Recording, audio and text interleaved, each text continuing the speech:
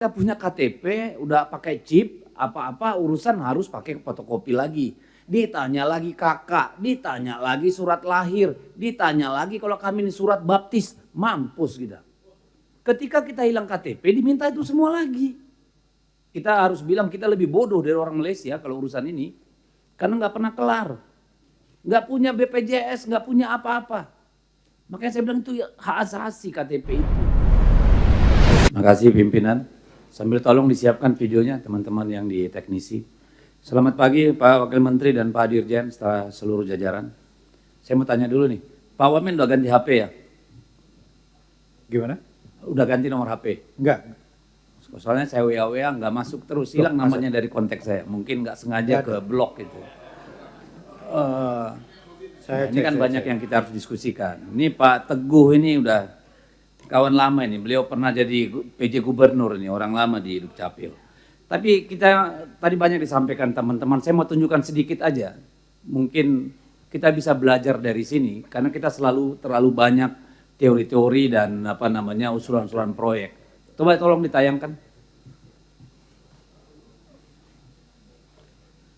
Triliun buat bikin eKTP, ada chipnya, ada biometriknya, tapi fungsinya apa sampai hari ini? Di fotokopi. Sementara Malaysia pakai kartu yang sama, namanya MyCard, tapi buat ngatur subsidi BBM. Rakyat Malaysia tinggal tap MyCard di pom bensin, sistemnya langsung cek identitas, ngecek kuotanya, dan kasih harga subsidinya otomatis. RON 95 harganya cuma 1,99 ringgit per liter, sekitar 7.200. Nggak perlu antri, nggak perlu surat keterangan, nggak perlu aplikasi, nggak perlu fotokopi KTP, nggak perlu daftar. Sistemnya simple, MyCard masuk ke reader, connect ke database pemerintah, verifikasi dalam hitungan detik. Tiap warga dapat kuota 200 liter per bulan. Kalau kita lewat kuotanya, kita bayar harga biasa. Gak ada yang bisa menyalahgunakan. Bahkan kalau ketahuan curang, kuota kalian di MyCard itu langsung diblokir. Gak bisa ngisi BBM subsidi lagi. Buat kendaraan logistik di Malaysia, mereka punya fleet card, kuota diesel digital per perusahaan. Hasilnya pemerintah Malaysia hemat 600 juta ringgit per bulan. Penjualan diesel bersubsidi turun 30%. Penyelundupan langsung kedeteksi. Sekarang kita balik ke Indonesia, iKTP kita itu punya chip NFC, punya data biometrik. Teknologinya sama kayak MyCard di Malaysia, tapi kita pakai buat apa? Fotokopi buat buka rekening, fotokopi buat daftar SIM, fotokopi buat daftar BPJS. Padahal chipnya bisa dipakai langsung loh itu loh. 12,4 juta rakyat Malaysia udah pakai sistem ini dalam hitungan bulan. Indonesia, kita udah punya eKTP dari 2011, 15 tahun, dan chipnya belum dipakai buat apa-apa yang meaningful. Masalahnya ini bukan teknologi. Teknologinya tuh udah ada di situ di KTP kita semua. Masalahnya ini political will aja, dan itu yang harus kita tuntut sebagai masyarakat. Mungkin kita harus merenung sedikit lah. Kapan sih kita belajar? Kita kalau urusan ngambur-ngamburkan uang tuh juara satu, Pak. Untuk data saja, padahal kalau kita pakai single data ya, ID card ini, KTP ini bisa dipakai untuk semua. Ini Pertamina keluar uang bikin data sendiri untuk subsidi, ya, nggak menyelesaikan persoalan itu, banyak persoalan di sana. KPU keluarkan uang untuk data pemilih, triliun-triliun nih semua urusannya ini, ya. Lalu BPJS bikin lagi, Kemensos bikin lagi, semuanya bikin hanya untuk urusan data. Luar biasa ini, pemborosan yang luar biasa kalau menurut saya. Entah kapan kita mau selesaikan. Kita harus bilang kita lebih bodoh dari orang Malaysia kalau urusan ini. Karena nggak pernah kelar. This is nothing personal Pak ya. Tapi ini persoalan kita. Dan saya kira benar tadi yang disebutkan, ini soal political will. Apakah revisi undang-undang Adminduk ini memang akan membantu kita menyelesaikan, mengintegrasikan data itu keseluruhannya? Atau undang-undang yang sedang dibahas di Balik tentang undang-undang satu data? Karena kelebihan kita di negara ini dalam urusan pemerintahan adalah semua hanya mikir urusannya. Urusannya. Bukan tanggung jawabnya, urusannya.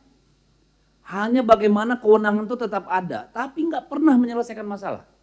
Semua berebut kewenangan, berebut urusan, ujung-ujungnya kickback. Ini yang sering jadi problem. Redundancy terus terjadi. Untuk soal data ini, triliunan kita buang tuh tiap tahun. Tiap tahun. Padahal BRI punya data nasabah misalnya. Dan lain-lain lah. Juga tadi rumitnya kita punya KTP, udah pakai chip, apa-apa urusan harus pakai fotokopi lagi. Ditanya lagi kakak, ditanya lagi surat lahir, ditanya lagi kalau kami ini surat baptis, mampus kita. Lalu buat apa kita udah ada ujungnya? Ketika kita hilang KTP diminta itu semua lagi. Yang menyedih kalau saya Pak, KTP ini hak asasi Pak, hak asasi ini. Di dapil saya di Kalimantan Utara Pak, ketika terjadi eksodus dan hari ini masih sering terjadi, orang-orang dari luar Kalimantan Utara bekerja di Malaysia secara ilegal, diusir dari sana ketika sudah jatuh gajian atau apa, pulang. Itu nggak punya uang buat pulang ke kampungnya di NTT sana Pak, di NTB sana, di Toraja sana. Ketika dia mau ngurus KTP karena pasti paspor dan KTP-nya disita oleh pemberi kerja di Malaysia. Dia ditanya, mana kakakmu? Mana fotokopi KTP? Mana ini itu? Dia harus pulang ke NTT hanya untuk mengambil fotokopian. Gimana ceritanya? Gimana ceritanya untuk makan aja nggak ada. Sekarang mereka terkapar di perkebunan-perkebunan di daerah sana. Digaji di bawah UMR Pak. Nggak punya BPJS, nggak punya apa-apa. Makanya saya bilang itu hak asasi KTP itu. Ini dulu Pak Teguh ini berkali-kali bantu saya itu dengan belangko KTP. Saya harus sendiri beli komputer untuk cetak, kasih ke kantor kecamatan, kantor desa. Ini kan urusannya negara. This is very basic government services. Kenapa jadi begini beribet gitu loh menurut saya. Setiap kali mau pemilu ada yang gak terdaftar, ada yang gak dapat undangan. Triliunan dibuang buat pendataan pemilih. Nah ini kan problem kita Pak. Sepanjang belum ada sinkronisasi data, Presiden harus bilang, hei semua kalian berhenti nih bikin data. Kasih Adminduk. Yang lain gak usah. Adminduk silakan koordinasikan pendataan. Misalnya kalau ditunjuk Kemendagri misalnya sebagai gatekeeper urusan big data ini. Tapi harus ada dan kita harus segera selesaikan. Jadi sinkronisasi data ini sangat penting sekali Pak. Tadi sudah disampaikan oleh semua. Yang kedua keamanan data Pak. Saya tiap hari di WA nih. Saya bukakan akun untuk judol. Saya nggak pernah urusan pegang-pegang begituan. Kenapa data saya bisa jebol? Sehari paling tidak 50 WA dan telepon. Nawarin emas, nawarin saham, nawarin ini itu. Gimana keamanan data kita ini? Siapa yang harusnya bertanggung jawab? Masa kita terus diganggu hal yang seperti ini? Ini problem Pak. Apakah yang salah di Adminduk? Apakah yang salah banknya? Apakah yang salah yang lain? Kita nggak pernah tahu. Siapa yang tanggung jawab beresin ini? Lalu kemudian itu tadi kemudahan urusan. Tolonglah Pak. Misalnya Aceh kemarin. Kalau kita nggak tolong, semua barangnya hanyut mulai dari surat lahir, ya kartu keluarga segala macam.